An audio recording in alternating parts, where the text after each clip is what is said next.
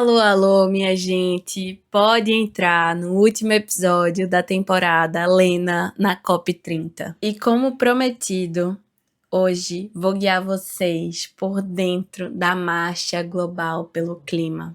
E foi muito emocionante estar ali. Ao mesmo tempo que foi dolorido, foi uma experiência que me deu esperança. Eu me senti gigante dentro daquela multidão. Senti que a gente tinha voz quando a gente gritava juntos. E é por isso que eu quero compartilhar mais desse dia com vocês. E para começar, venha ouvir alguma das vozes que eu entrevistei por lá. João, Aldenora, Amon Caneuí, Zé na Rede, Juscelia, Aldenora e sua filha Dandara, Luan e Mônica. Depois de 4 edições confusas, seja por causa de uma pandemia ou porque, enfim, territórios com liberdade de expressão limitada, a gente consegue botar aí, ainda não confirmado o número, porque vai aumentar, mas mais de 70 mil pessoas na capital do estado do Pará. É muito bom saber que as juventudes, é isso que a gente carrega aqui, estão no centro da ação climática, porque elas já estão liderando a ação climática no território, nas suas comunidades, favelas, quilombos, igrejas, terreiros. É muito bom estar aqui, é muito bom estar com você.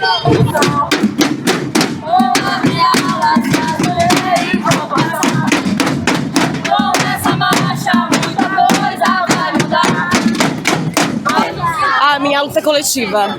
Sai do nosso lugar, que é um lugar de conforto das nossas matas, para vir lutar nas ruas das cidades.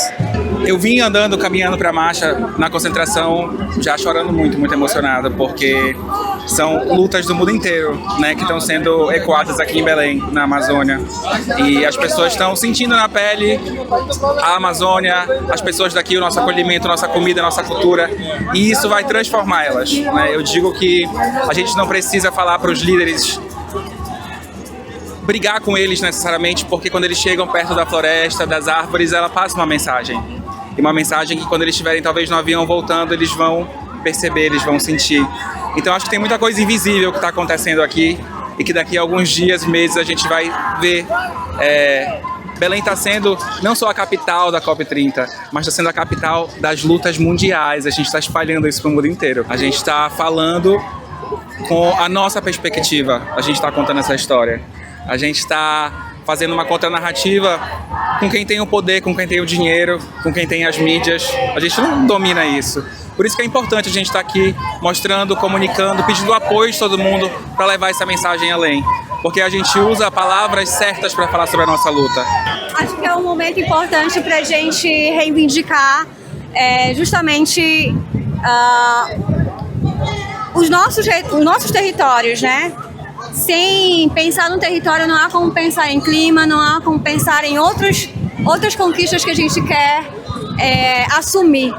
É coletiva, não tem uma luta específica, porque a gente, quando assume a luta do nosso território, a gente assume todas as outras. Qual é seu território? Eu sou de Santa Rita, uma cidade próxima a São Luís, no Maranhão. É um território de área pesqueira, alagado por campos naturais. A gente defende os nossos territórios livres da mineração, né? Então aqui o MAN, ele é esse movimento que fortalece essas lutas justamente nesse processo, no sentido de expulsar dos trabalhos, mas da estratificação predatória que eles fazem nos territórios. Eu ia dizer para as pessoas pararem de poluir o mar e os lugares também. E pararem de desmatar as Amazônias também. E eu também diria que poluir é errado. Sem a Amazônia e o mar, a gente nem estaria aqui.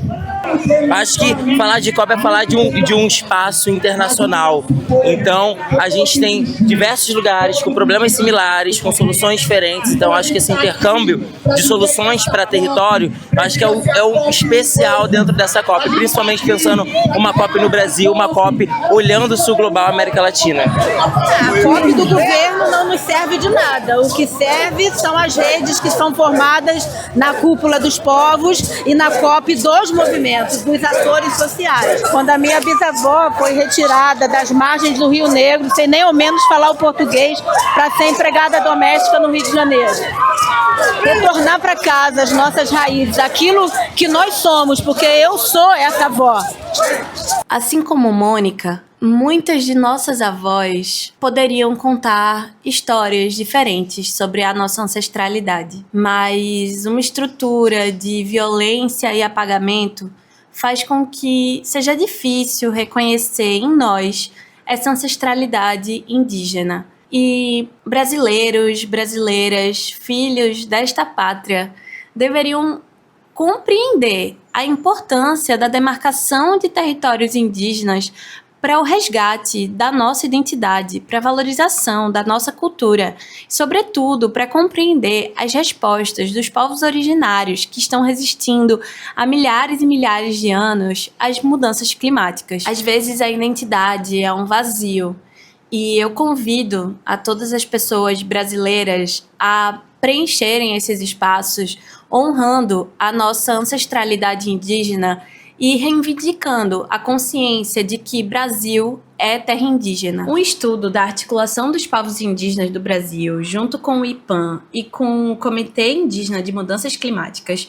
mostra que ampliar as demarcações pode evitar até 20% do desmatamento que podemos vir a ter, no Brasil, e reduzir 26% das emissões de carbono até 2030. A luta pela demarcação das terras indígenas é uma das mais antigas do Brasil. Esse direito está garantido pela Constituição de 1988.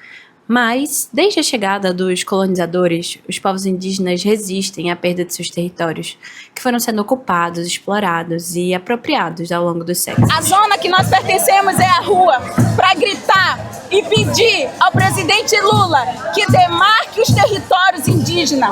Chega de promessa com o nosso povo. Enquanto está se discutindo aqui sobre mudanças climáticas, os corpos dos povos guarani estão sendo derrubados no território, porque seus territórios continuam sendo ameaçados e invadidos pelo agronegócio, que está aqui nessa mesa, negociando como que eles avançam cada vez mais em nossos territórios, assim como os deputados desse país que tem o lobby do agronegócio estão aqui também negociando para como retirar nossos territórios.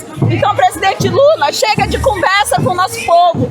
É importante que você demarque todas as terras indígenas desse país para que nenhuma vida mais venha tombar nesse chão.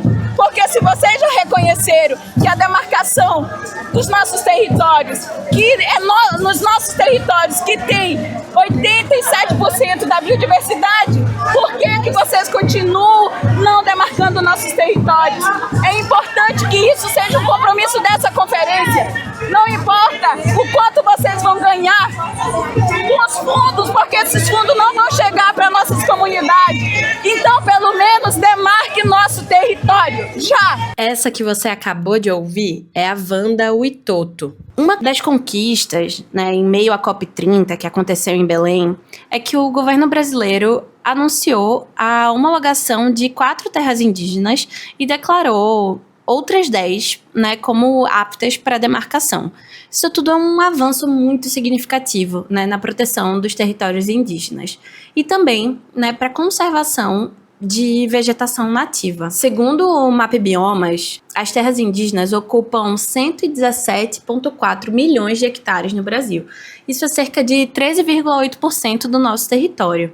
Mas só foi perdido 1% de vegetação nativa entre 1985 e 2023 dentro desses territórios. Isso mostra como os modos de vida originários e a proteção dos territórios indígenas, especialmente através da demarcação desses territórios, são aspectos fundamentais para a conservação ambiental no Brasil e para manter viva as espécies nativas e as florestas de pé. Demarcação de territórios indígenas é reparação histórica e é estratégia para o enfrentamento das mudanças climáticas. Sobretudo, é justiça climática que precisa ser feita agora. Na nossa terra, sobre os invasores, fazendeiros, atacando a gente, tendo morte,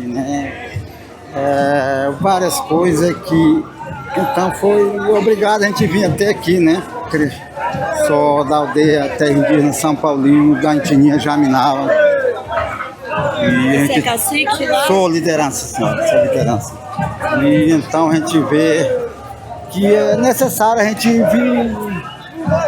Foi necessidade que nós mesmos não somos da cidade, não somos da base, né? Somos das aldeias, esses caciques que todos são do estado do Acre, só que tem de várias etnias. Aí tem Zanicuim, tem Machineiro, tem Arara, tem várias tribos, né? E eu sou um deles, então viemos por causa disso. O clima lá está desmatando tudo, acabando com toda a floresta. Nós não temos mais floresta também na parte do Acre e Amazônia, que lá tudo é perto, Amazônia e Acre. O que vocês têm feito para conservar o território de vocês? É luta, senhora, é luta. A gente vai, é a briga mesmo. Fazendeiro invade, nós vamos para lá e a FUNAI não dá jeito, a gente denuncia para a FUNAI.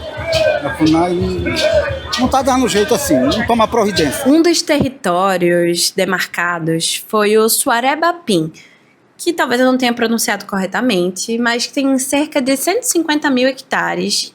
Fica no município de Itaituba, no Pará, e é terra indígena lar do povo Munduruku. Durante a COP30, o povo Munduruku esteve presente lutando pela demarcação de seu território e ficaram conhecidos como um exemplo de mobilização e ativismo. Eu lembro que um diálogo me marcou muito, se é que eu posso chamar assim. Eu lembro que no dia 14 de novembro eu estava entrando no Parque da Cidade para chegar à Blue Zone, onde eu ia cobrir um painel. E lá na frente eu me deparei com um grupo de indígenas que estavam fechando a entrada simbolicamente, de forma organizada e pacífica. Eu lembro de começar a andar e tentar entender com a minha postura de apuração, de muita observação e humildade para abordar as pessoas. Senti que não tinha muita abertura e me aproximei de alguns jornalistas. Um deles me explicou mais ou menos o que estava acontecendo.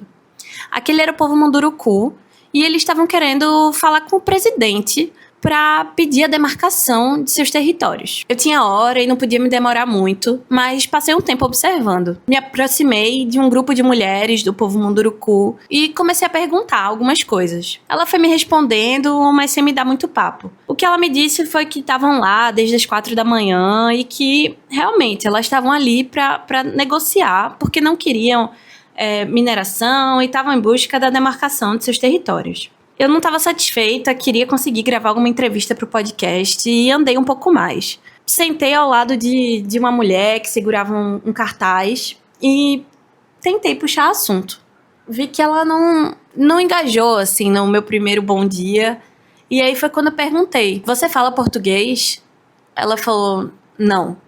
E eu comecei a pensar muito sobre isso um tempo depois. Porque a língua, ela é uma das nossas formas de acessar direitos, de reivindicar direitos, de pronunciar e de demandar as nossas lutas. Mas eu percebi que na minha pergunta existia uma certa violência que se impõe, porque o português é a língua dos colonizadores, os mesmos que chegaram aqui e apagaram violentamente a cultura indígena do Brasil e reprimiram com muita violência. É importante dizer isso.